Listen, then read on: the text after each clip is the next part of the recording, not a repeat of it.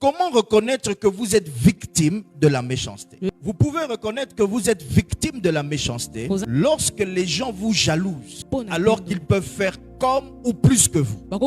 Il est bizarre de voir que les hommes aujourd'hui jalousent d'autres personnes mais ne veulent pas fournir les efforts que ces personnes-là fournissent. La Bible dit que Dieu a dit à Caïn, si tu agis bien, tu relèveras ton visage. Dans cette catégorie de jalousie, où les personnes sont capables de faire plus ou comme vous, vous allez remarquer trois choses. Elles vont vous mettre les bâtons dans les roues. Ils peuvent faire comme toi, ils peuvent faire même plus que toi.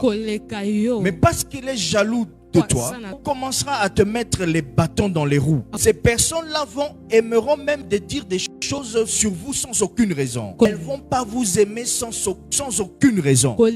En lingala, on dit je l'aime. C'est un geste de méchanceté. C'est une preuve que vous êtes animé de méchanceté. Lorsque vous regardez quelqu'un sans aucune raison, vous dites je ne l'aime pas, je ne sais pas pourquoi. Ce n'est que la méchanceté en vous qui est en train de se manifester extérieurement. Qu'est-ce que vous allez encore remarquer? Ces gens qui vont manifester la jalousie ne voudront pas vous voir être bénis et progresser.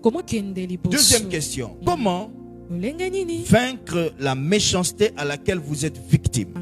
Première chose, recherchez Dieu et confiez-vous à lui.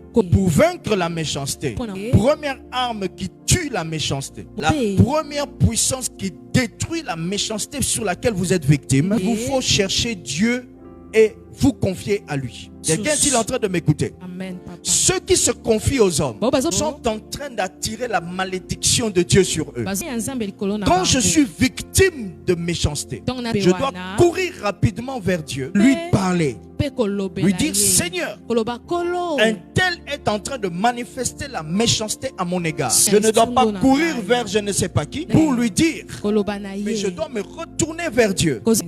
Mais quand vous vous confiez à Dieu, Jérémie 17 verset 7, la Bible dit, béni soit l'homme qui se confie dans l'Éternel. Les hommes peuvent être méchants, manifester leur méchanceté vis-à-vis de moi. Dieu ne m'autorise pas à répondre. Dieu ne veut pas que j'en parle à quelqu'un d'autre. Mais je dois aller parler à Dieu, lui expliquer la situation dans laquelle je traverse. Dire à Dieu, voici. Dire à Dieu, voici. Mais ne pas dire à quelqu'un d'autre, voici. Très souvent, nous avons demandé conseil à des mauvaises personnes.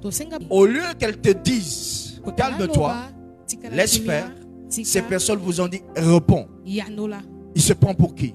Donc, faites très attention lorsque vous voulez demander conseil à quelqu'un.